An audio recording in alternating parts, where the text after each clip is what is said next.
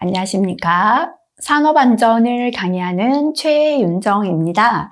자, 이번 시간부터는 6번째 과목 건설공사 안전관리의 공부를 시작하겠습니다. 시작하기에 앞서서 이 6번째 과목 건설 과목의 특징은 실기로 넘어갔을 때 1과목 다음으로 비중이 높다라고 할 수 있습니다. 그리고 이번에 또 특히나 위험성 평가 부분이 건설에서 또 많은 부분이 포함이 되어 있기 때문에 실기로 넘어갔을 때 작업편까지 생각한다면 비중이 높은 과목에 속합니다. 특히나 산업안전 하시고 건설안전 기사까지 연이어 따신다면 건설안전에 넘어갔을 때는 실기에서 주요한 과목이 산업안전 1과목, 그죠? 법의 내용과 6과목 건설 공사 안전관리 내용이 됩니다. 그래서 필기에서부터 실기까지 중요합니다라는 내용은 건설에서 공부는 우선은 숫자를 기억해야 될 건 문장보다 숫자 암기입니다. 그래서 필기에서 정확하게 숫자라도 암기해 두시면 실기 넘어가시면 수월합니다. 나머지 자꾸 읽으시더라도 필요한 암기해야 합니다라는 숫자는 필기에서 마스터하고 넘어가자 이렇게 잡으시고요. 자, 1장 공부 시작하겠습니다. 첫 번째 안전관리 계획에서 안전관리 총괄 계획서 거의 출제가 안 되는 내용이니까요. 가볍게 읽고 지나가시면 되겠습니다. 공종별 안전관리 계획 넘어가고요. 건설재해 예방 대책 넘어가겠습니다. 네, 넘어가서 여기서부터 하도록 할게요. 건설공사 안전관리 계획의 수립인데요. 자, 요거는 건설기술진흥법 시행령의 내용입니다. 그래서 산업안전에서는 가볍게 보시고 건설안전은 조금 더 꼼꼼히 보시면 좋겠는데요. 자, 일단 한번 보고 지나가겠습니다. 안전관리 계획을 수립하여야 하는 건설공사는 다음 각호와 같다. 이 경우에 원자력 시설공사는 제외한다라고 되어 있고요.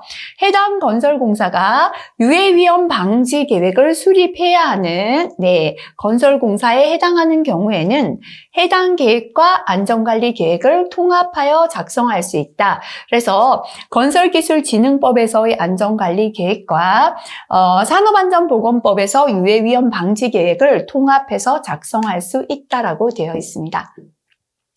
자, 그래서 건설공사 안전관리 계획을 수립해야 되는 대상이 되겠다. 그죠? 시설물 안전 및 유지 관리에 관한 특별법에 따른 1종 시설물 및 2종 시설물의 건설공사이고요. 지하 10m 이상을 굴착하는 건설공사. 그 다음 폭발물을 사용하는 건설공사로서 20m 안에 시설물이 있거나 100m 안에 사유가는 가축이 있어서 해당 건설공사로 인한 영향을 받을 것이 예상되는 건설공사. 그 다음에 10층 이상, 16층 미만인 건축물의 건설공사. 그 다음 강목에 리모델링 해체공사 포함됩니다. 10층 이상 건축물의 리모델링 해체공사. 그 다음 수직 증축형 리모델링 해당되고요.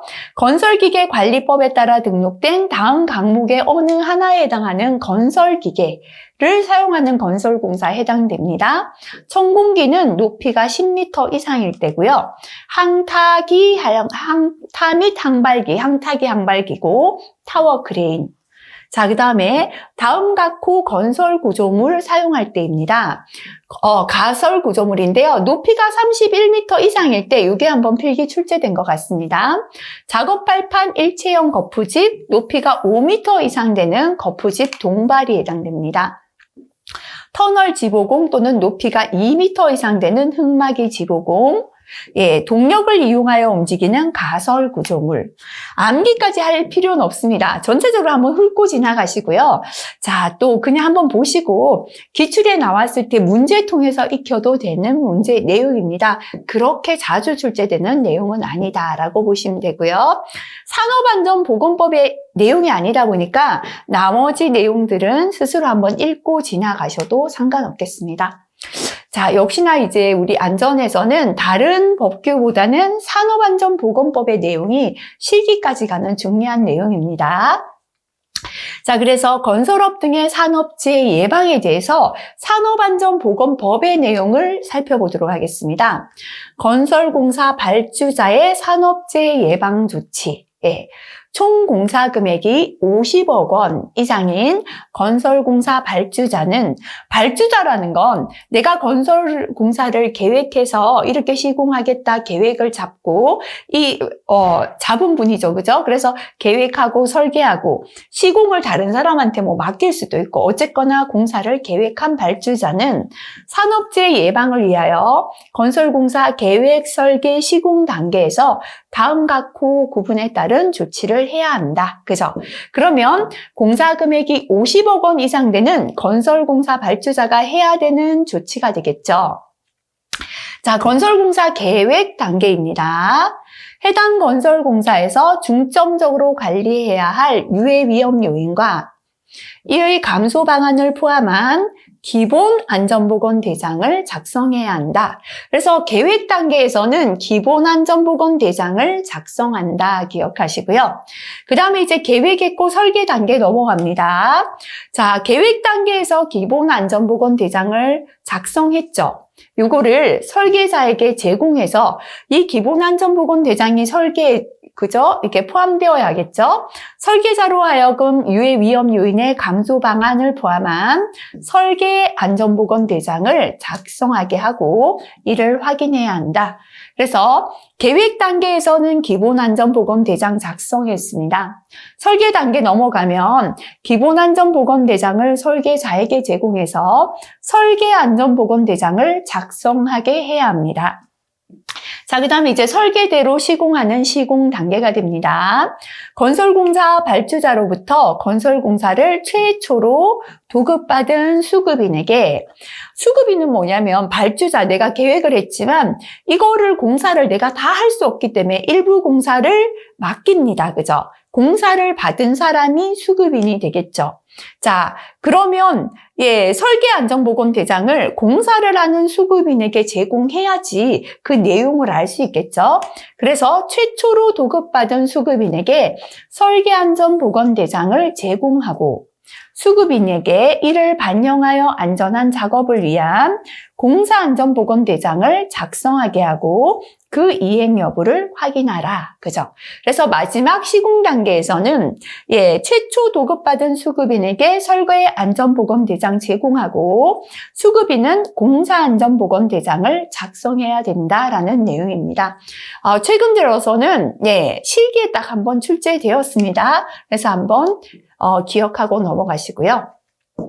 건설공사 발주자는 안전보건 분야의 전문가에게 대장에 기재된 내용의 적정성을 확인받아야 합니다. 발주자가 안전보건 전문가가 아니니까 전문가에게 대장의 내용을 보여주고 확인받아야 된다. 그죠? 자, 그래서 대장에 기재된 내용에 대장의 적정성을 확인할 수 있는 안전보건 전문가입니다.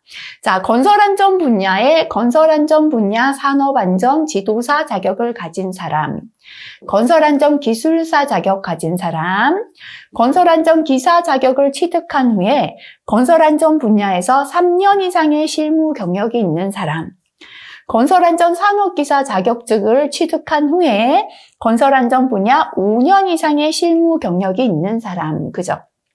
그래서 이게 시험과는 무관한데요. 산업안전만으로도 건설에 취업할 수 있는데 산업안전 따고 건설안전기사 또 따야 합니까? 질문합니다. 근데 이렇게 세부적인 걸 보시면 건설안전기사만이 할 수 있는 것들이 있죠. 그래서 산업안전 따시고 건설안전을 플러스 알파로 따는 게 좋습니다 하는 거, 요것만 봐도 아시겠죠, 그죠? 그래서 여러 가지 전문가가 할 수 있는 역할 분야에서 건설 파트는 산업안전기사 포함이 안 되고 이런 경우도 건설안전기사만 가능하게 되어 있다. 그죠? 그래서 대장을 확인할 수 있는 안전보건 전문가, 산업안전지도사 건설 분야, 건설안전지도사 당연하겠고, 건설안전기사는 3년 이상, 건설안전 산업기사 5년 이상의 실무 경력이 있는 사람이 해당되겠습니다. 자, 그 다음에 공사기간을 단축하거나 공법을 변경하는 게 금지된다. 그죠? 정해져 있는 공사기간을 단축한다는 거 위험하죠? 공사를 하는 중간에 공법을 변경하는 것도 쉽지 않잖아요. 그죠? 그래서 건설공사 발주자 또는 건설공사 도급인 설계도서 등에 따라 산정된 공사기간을 함부로 단축해서는 아니 된다라고 되어 있고요.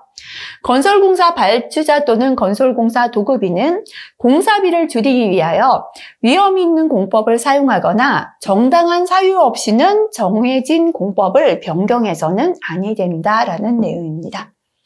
자, 그 다음에 건설공사 기간을 연장하는 경우, 이제 줄이는 경우는 위험하죠. 연장하는 경우 한번 볼게요. 건설공사 발주자는 다음 각호 어느 하나에 해당하는 사유로 건설공사가 지연되어 해당 건설공사 도급인이 산업재해 예방을 위하여 공사기간의 연장을 요청하는 경우는 공사기간을 연장해줘야 된다. 그죠? 자, 그래서 도급인이 공사기간 연장을 요청할 때 도급인이 연장 요청할 때 발주자가 공사기간 연장을 해줘야 되는 경우입니다. 부득이하게 공사를 할 수 없어서 기간이 더 필요할 때 연장해줘야겠죠. 그죠? 그래서 태풍, 홍수 등 악천후, 전쟁, 사변, 지진, 화재, 전염병, 폭동 그 밖에 계약 당사자가 통제할 수 없는 사태, 자연재난 사태 같은 게 발생해서 불가항력의 사유가 있을 때 기간 연장을 해줘야 됩니다. 그 다음에 건설공사 발주자에게 책임이 있는 사유로 착공이 지연되었어요. 발주자의 잘못으로 공사를 시작할 수 없거나 시공이 중단되었죠. 이럴 때도 공사기간 연장을 해줘야 된다라는 내용이고요. 자, 건설공사의 관계수급인은 공사 도급인은 공사를 주는 사람이고 수급인은 공사를 나누어서 공사를 받아서 하는 사람이죠. 태풍, 홍수 등 통제할 수 없는 사태의 발생 등 불가항력의 사유가 있는 경우 또는 건설공사 도급인에게 책임이 있는 사유로 착공이 지연되거나 시공이 중단되어 해당 건설공사가 지연될 때 산업재해 예방을 위하여 건설공사 도급인에게 공사기간을 연장 요청할 수 있다. 그리고 발주자는 이러한 경우에는 공사기간을 연장해줘야 한다라는 내용 되겠습니다. 자, 그 다음에 건설공사의 산업재해 예방 지도, 기계기구 등에 대한 건설공사 도급인의 안전조치, 그죠? 한번 읽어보시고요. 요거 보겠습니다. 설치, 해체, 조립하는 등의 작업을 할 때, 건설공사 도급인이 안전보건 조치를 해야 하는 기계기구.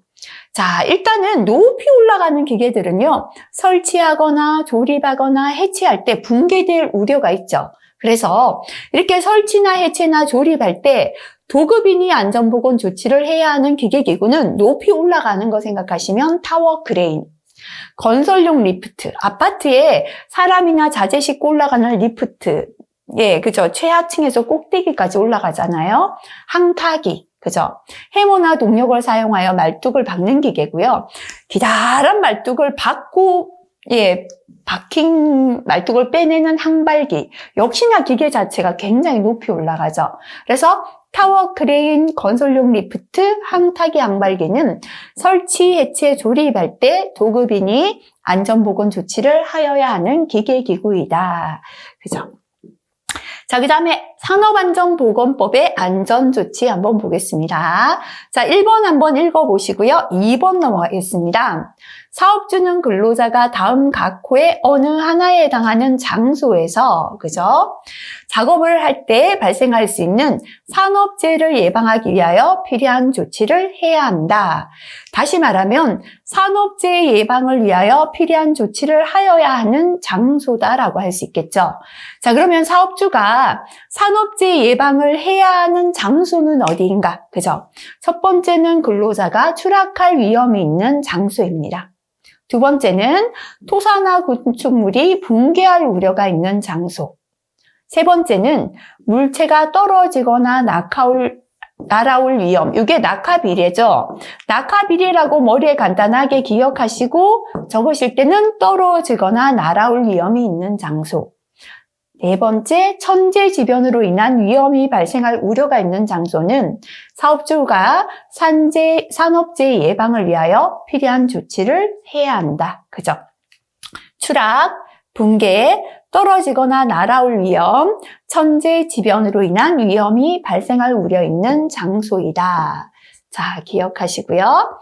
자, 그 다음에 안전관리 고려사항 확인해서 건설공사 재해 분석, 그죠? 한번 읽어보시기 바랍니다.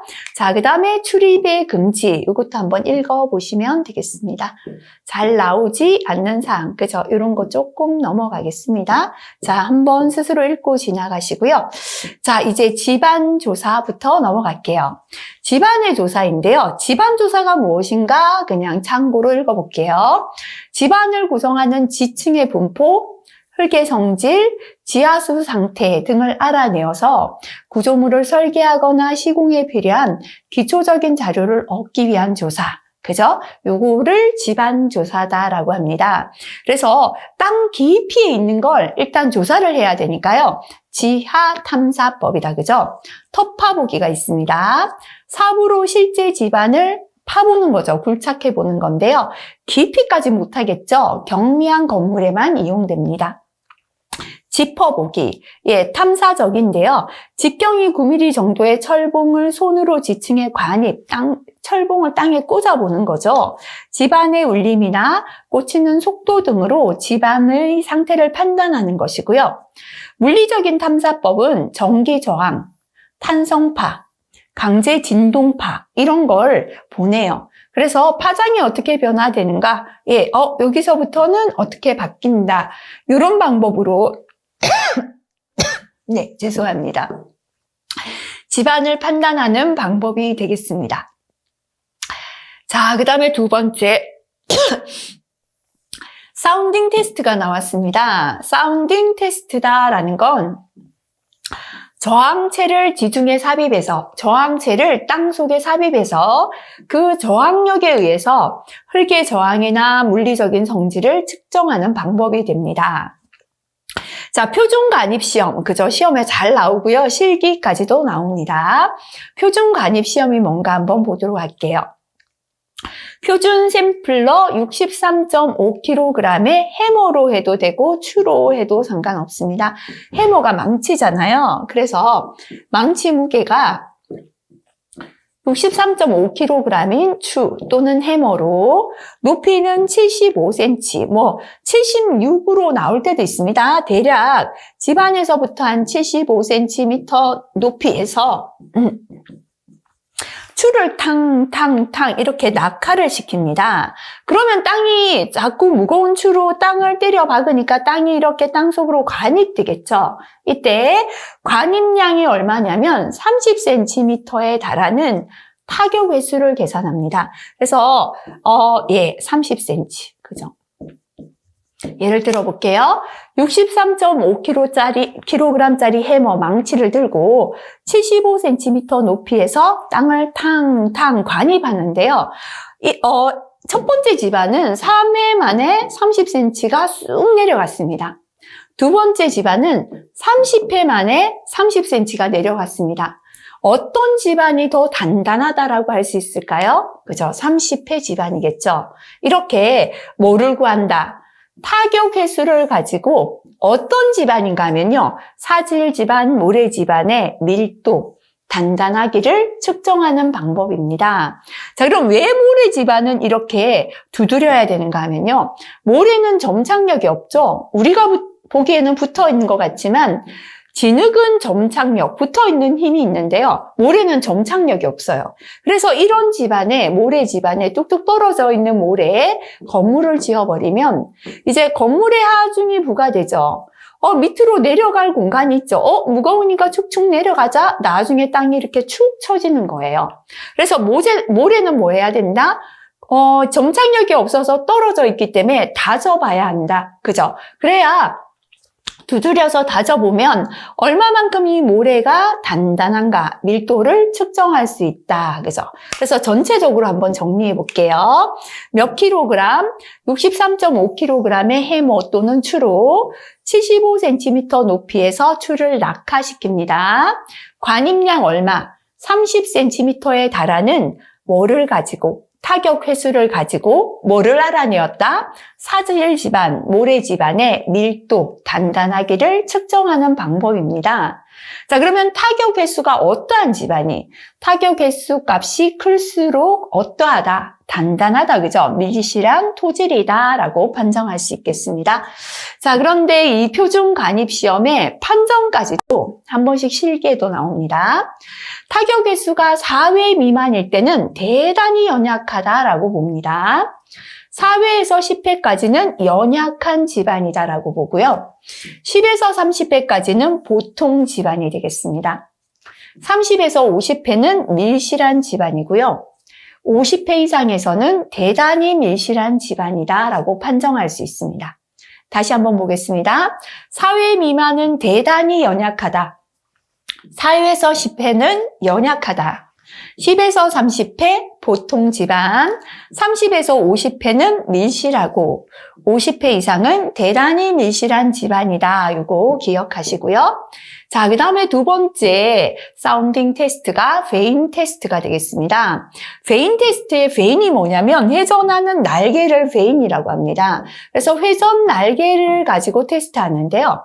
일단 보링 구멍을 이용하여 땅에 구멍을 뚫어요. 보링이 뭐다는 밑에 나옵니다. 십자 날개형의 베인 테스트를 십자 날개형의 베인 테스터를 집안에 받고 이걸 회전을 시켜요. 회전력에 의하여 어떤 집안인가 하면 점토 집안에 무엇을 판별하는가 하면 점착력을 판별합니다. 자, 이번에는요, 땅을 팠더니 밑에가 점토죠. 그래서 이렇게 회전 날개가 있는 테스터기를 땅에 박아요. 그래서 이걸 회전을 시키거든요. 점착력이 약한 집안은 회전이 잘 되겠죠. 근데 점착력이 강해서 점토가 딱 붙어 있는 집안은 회전이 잘 안 되겠죠. 그죠? 이렇게 십자 날개형의 베인 테스터를 집안에 받고 회전시켜서 회전력에 의하여 점토의 점착력을 판별하는 시험이 뭐다? 예, 베인이 회전 날개다 그랬죠. 베인 테스트이다. 그래서 아까 표준 관입 시험은 모래의 밀도를 측정했고 베인 테스트는 점토의 점착력을 판별하는 시험이다. 이거 구분해서 기억하시면 되겠습니다.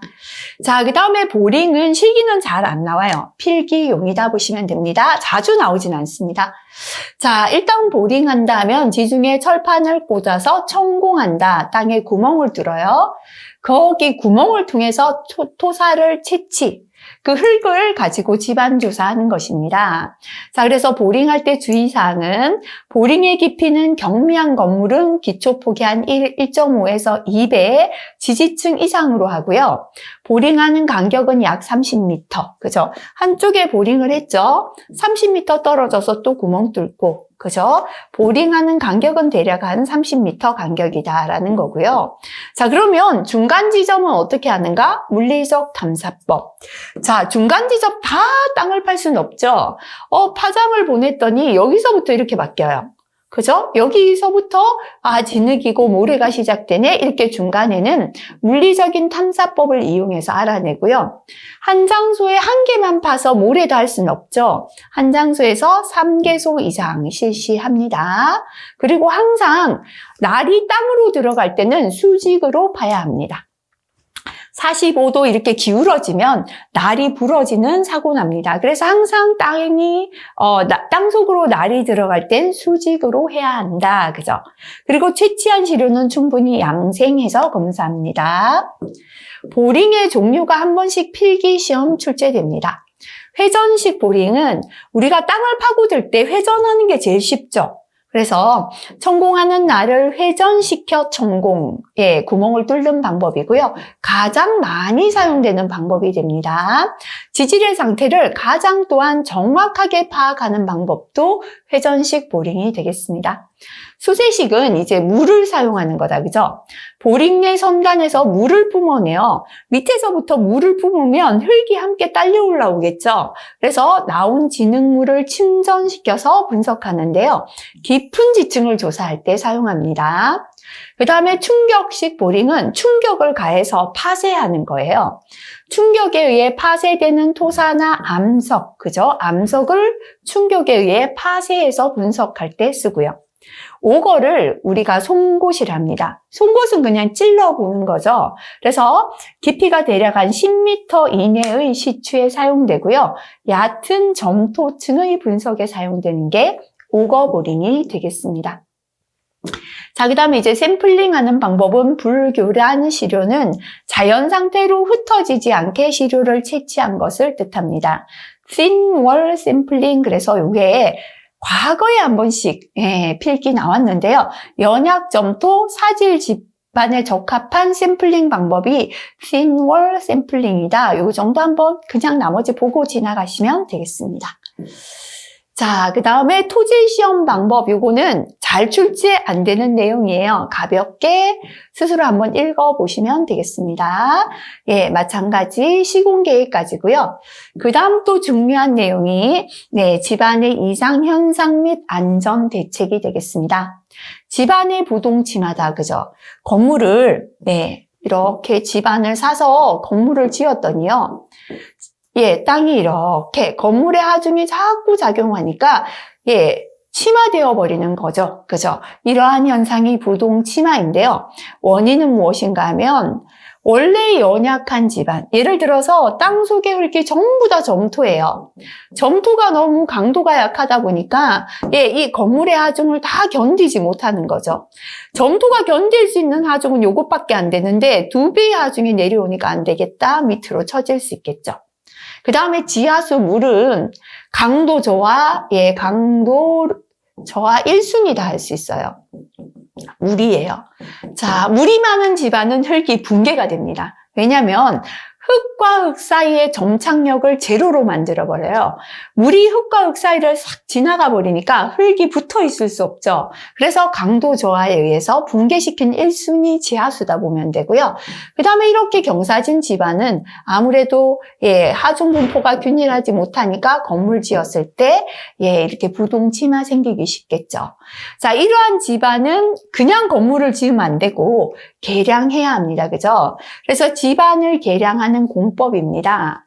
자, 첫 번째, 연약한 집안은 바꿔줘야겠죠. 그죠? 치환 공법이 되겠습니다. 자, 그래서 연약한 집안을 양질 재료로 치환, 바꿔주는 게 되겠습니다. 지하수, 물이 있다면요, 물을 빼줘야 되겠죠. 탈수 공법 되겠습니다. 집안 내 물을 탈수해서 흙을 개량하는 공법이 되겠습니다. 자, 탈수 공법의 종류인데요. 자주는 안 나오는데 한번 볼게요. 사질토는 이제 웰포인트 공법은 제가 암기하는 방법인데요. 우리가 바닷가에서 모래는요, 모래성을 쌓아놓으면 물이 들어오면 물이 잘 빠지죠. 그래서 웰포인트, 잘 빠지는 포인트만 잡으면 물이 빠진다. 그래서 사질토는 웰포인트 공법. 사실은 웰포인트라는 파이프를 꼽아서 강제 배수시키는 공법입니다. 점토는요, 점토는 흙 자체는 연약하지만 우리가 도자기를 빚어서 구워 놓으면 물이 안 빠지죠. 그래서 사질토는 물이 잘 스며들고 잘 빠져나가지만 점토는 투수 계수가 낮아요. 물이 잘 스며들지도 않고 잘 빠지지 않아요. 그래서 억지로 빼줘야 됩니다.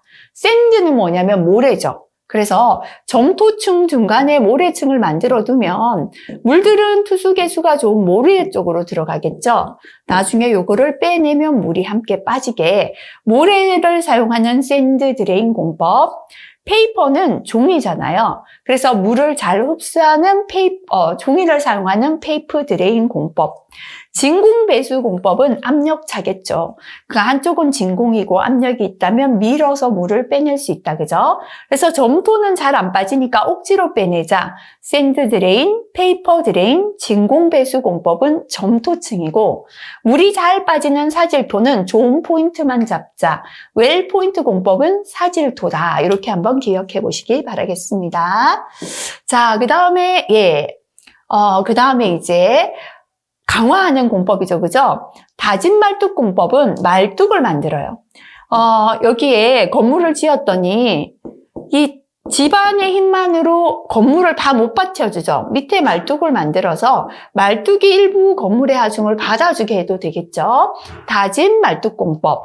말뚝을 형성해서 집안을 다져서 집안을 개량합니다.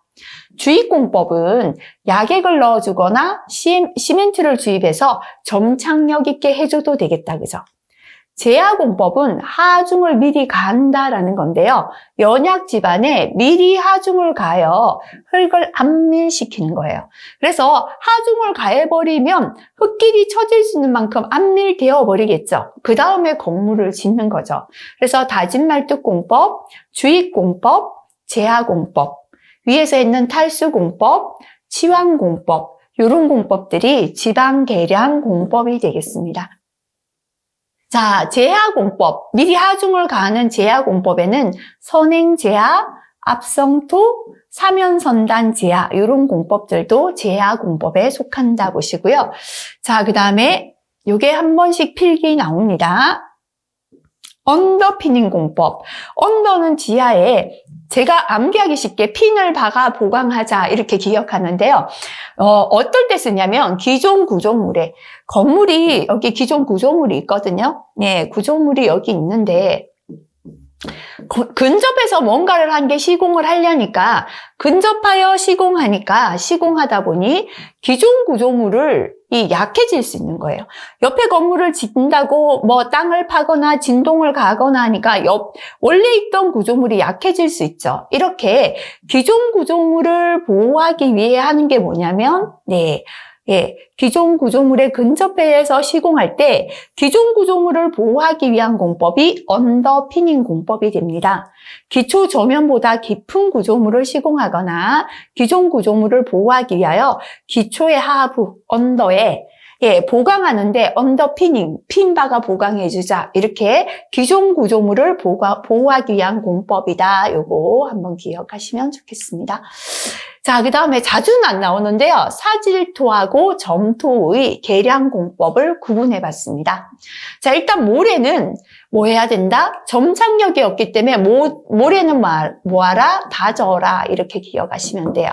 그래서 다진 말뚝 공법, 모래말뚝으로 다지는 다진 모래말뚝 공법. 바이브로 플로테이션은 진동 다진 공법이에요. 진동을 가해서 다지는 바이브로 플로테이션. 그 다음에 전기 충격을 가하는 전기 충격 공법. 그 다음에 점착력이 없기 때문에 약액을 넣어서 그죠? 점착력 있게 하는 약액주의 공법도 되고요.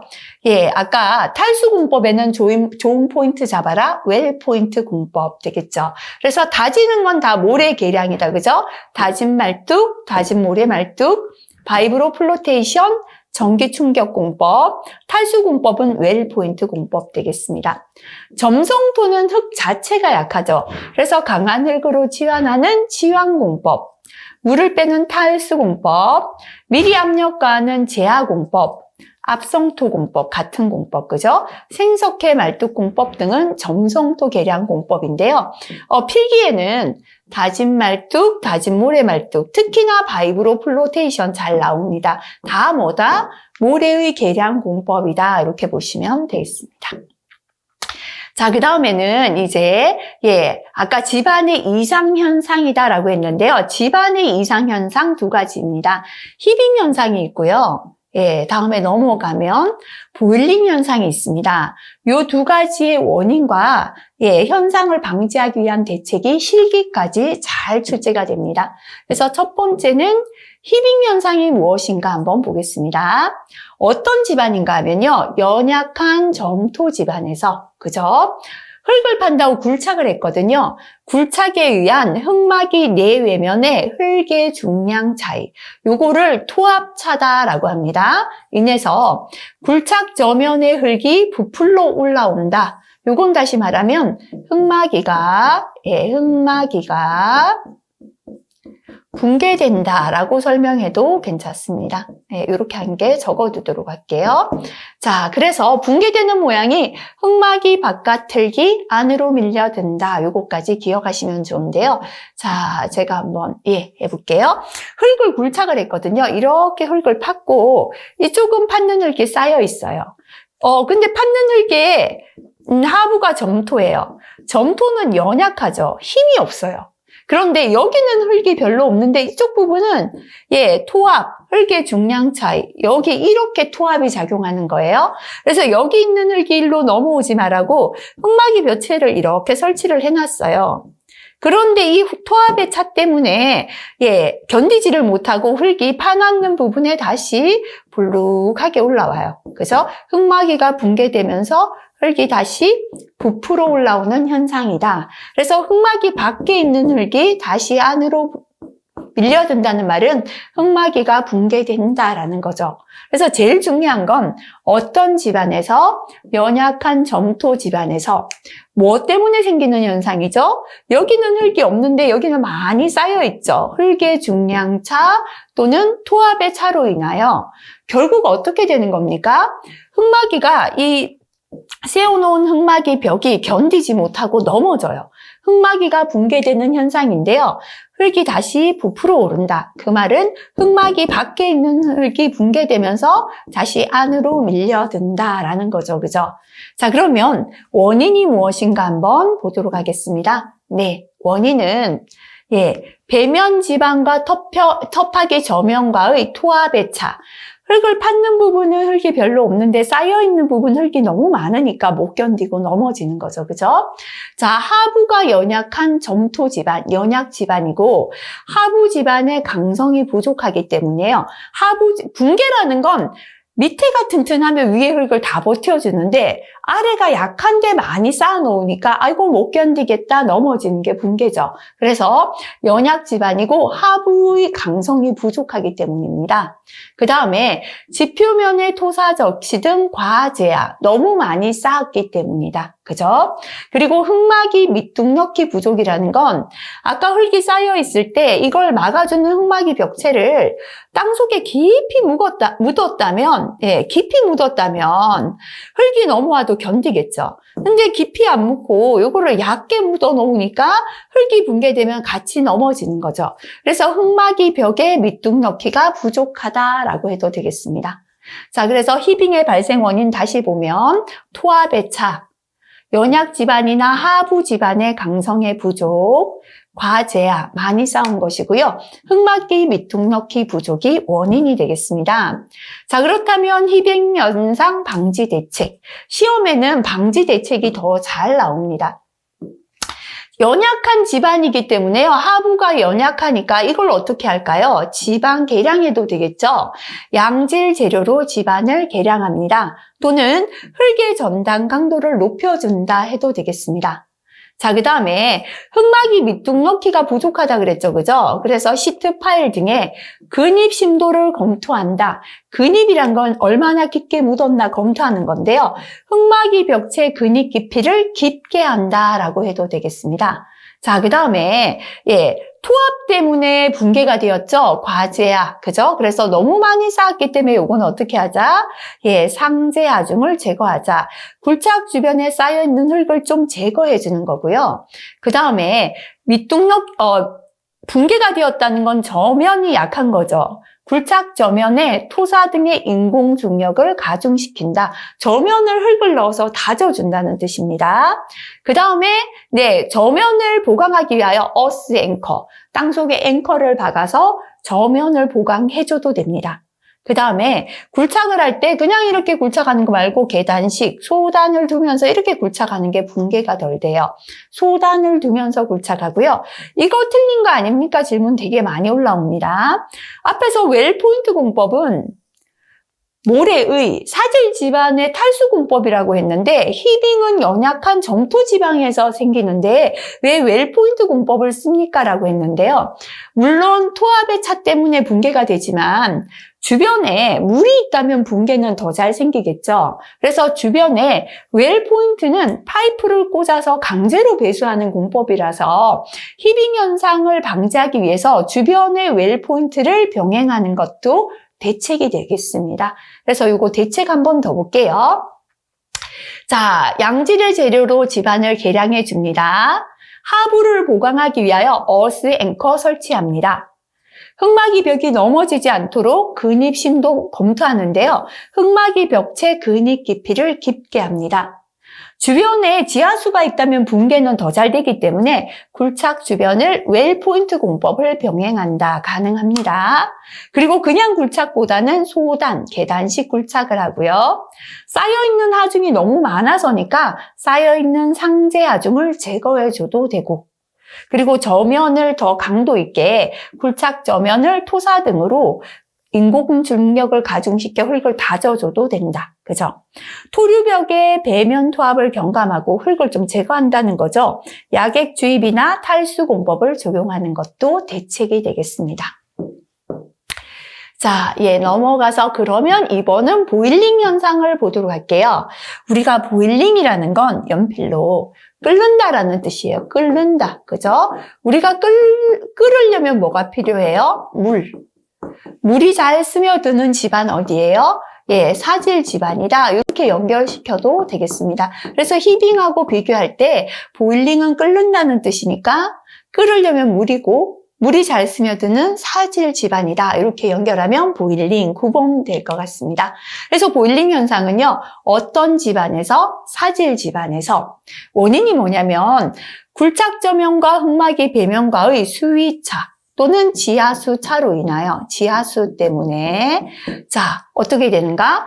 흙과 물이 함께 위로 솟구쳐 오른다. 이것도 흙마기가 마기가 붕괴된다 해도 됩니다. 그래서 이것도 적어두도록 할게요.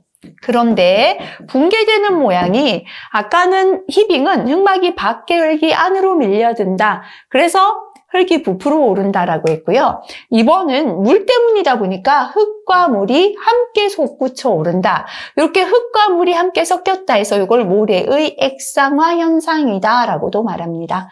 그래서 모래가 액상화되어 솟아오른다. 그죠? 그래서 이번에는요, 이런 현상이에요. 흙을 팠습니다. 점토가 아니라 모래 사질 집안이에요. 사질 집안은 투수 개수가 크죠. 물이 잘 스며듭니다. 그래서 흘러가던 지하수가 자꾸 이쪽으로 스며드는 거예요. 그죠? 흙이 쌓여 있는데 하부에 물이 스며드니까 점착력이 없어지죠. 그래서 쌓여있는 흙을 더 이상 못 견디고요. 흙이 붕괴되지 말라고 여기에 흙막이 벽체를 이렇게 찔러놨는데 못 견디고 강도가 없어지니까 다시 올라오는데 뭐냐면 모래하고 지하수 물이 섞여서 올라와요. 요거를 흙과 물이 함께 위로 솟구쳐 오른다. 모래의 액상화 현상 또는 모래가 액상화되어 솟아오른다라고 했죠. 그래서 다시 말하면 어떤 집안에서 사질 집안에서 무엇 때문에 수위차 또는 지하수위 차이로 인하여 어떻게 되는 거다? 흙마기가 붕괴되는데 붕괴되는 모양이 모래하고 물이 다시 솟아오른다. 그죠? 그래서 모래가 액상화되어 솟아오른다. 이렇게 설명할 수 있겠습니다. 자, 그렇다면 히빙 현상보다는요, 시험에는 보일링 발생 원인과 보일링의 방지책이 실기에는 더 잘 출제가 됩니다. 그러면 발생 원인 볼게요. 배면 지방과 터파기 저면과의 수위차, 지하수위 차 때문에 생깁니다. 포화 지반이나 지하수위가 높을 때 생기고요. 사질 지반, 모래, 그죠? 파이핑이라는 건 파이프가 물이 지나가는 통로죠. 그래서 그 지역에 파이핑 현상이 형성되었는 것도 원인되고요. 흙막이 밑둥넣기 부족, 흙막이 벽을 땅속에 깊이 묻지 않은 것도 원인이 된다. 이렇게 보일링의 원인은 수위차, 지하수위가 높을 때 사질 지방과 지하수위 차 때문이고 흙막이 밑둥넣기가 부족일 때 생깁니다. 자, 그러면 방지 대책 볼게요. 지하수위를, 일단 우리가 굴착을 했는데요. 밑에 물이 위로 올라오진 않잖아요. 이 주변을 흘러가는 물이 자꾸 스며드는 거죠. 그죠? 그래서 아예 탈수를 시켜서 지하수의 위치를 밑으로 흘러가게 한다. 그죠? 그래서 지하수 위를 저하시킵니다. 그 다음에 우리가 굴착하는 구간이 여기라면 아예 밑에다가 차수벽을 만들어서 물이 이쪽으로 흘러 들어오지 않게 지하수의 흐름을 바꿔줘도 되겠죠. 이렇게 지하수 흐름을 변경합니다. 그 다음에 조금 흙이 붕괴되어도 이렇게 다시 솟아오르지 않게 근입벽, 흙막이 벽을 깊게 땅속에 묻어도 되겠죠. 그래서 흔히는 세 가지입니다. 보일링 현상 방지책은 지하수 위를 저하한다, 지하수 흐름을 변경한다, 근입벽을 깊게 한다. 이것도 안 되면 작업 중지인데요. 실기 가면 작업 중지를 제외하고 적어라 이렇게 나오니까 위에 세 가지 기억하시는 게 좋겠습니다. 자, 그 다음에 넘어가겠습니다. 파이핑 현상 한번 보도록 하겠습니다. 그렇게 잘 나오진 않는데요. 우리가 물이 지나가는 파이프라고 하죠. 통로죠. 그래서 파이핑 현상은 보일링 현상으로 인하여 지방 내에서 물의 통로가 생기면서 흙이 쇄골되는 현상, 이렇게 물이 지나가는 통로를 만들어버리는 걸 파이핑 현상이다라고 합니다. 자, 그 다음 넘어가서 압밀침하다, 그죠? 외력에 의하여 압력을 가하니까 강릉에 물이 빠지면 물이 빠져나가니까 흙의 입자가 좁아지겠죠. 그래서 외력, 압력에 의하여 흙의 입자가 좁아지며 침하된다. 압밀침하 현상이다라고 합니다. 자, 그 다음에 이제 흙의 동상현상이죠. 겨울에 물이 오니까 흙이 함께 얼어버리는 건데요. 물이 결빙되는 위치로 지속적으로 유입되는 조건에서 온도가 하강함에 따라서 토중수가 얼어요. 흙 속에 있던 물이 얼었죠. 그래서 생성된 결빙 크기가 계속 커져서 흙이 얼다 보니까 지표면이 부풀어 오르는 현상을 흙의 동상현상이다라고 합니다. 근데 시험에는요, 동상현상 방지책 이게 한 번씩 나옵니다. 자, 첫 번째는 흙 사이에 있는 물이 얼기 때문에 모관수의 상승을 차단하기 위하여 지하수위 상층에 조립토층을 설치합니다. 그래서 모관수가 위로 올라오지 못하도록 지하수위 상층에 조립토층을 만들어서 물이 흙으로 들어오지 못하게 하고요. 지표의 흙을 화학약품으로 처리해서 잘 얼지 않도록 약품 처리해도 되겠습니다. 흙 속에 단열 재료를 매입해서 좀 잘 얼지 않도록 해도 되고요. 배수구를 설치해서 지하수 위를 저하, 그죠? 물을 빼버려도 흙이 오는 게 아니라 흙 속에 물이 얼기 때문에 동상을 방지할 수 있게 되겠습니다. 자, 이번 시간은 여기까지 하겠습니다. 첫 장이라서 내용은 좀 많았는데요. 제가 근데 실기까지 중요합니다라고 했던 내용이 그다지 많진 않았죠. 그래서 아까 표준 관입 시험, 베인 테스트, 그 다음에 금방 했던 보일링과 히딩 현상이 주요한 것 같고요. 그 다음에 아까 계획과 설계와 시공 단계에서 어떠한 안전보건 조치를 해야 한다. 그죠? 그 밖에 별표가 있었던 내용 위주로 다시 한번 정리하시면 좋겠습니다. 이번 시간도 수고 많이 하셨습니다.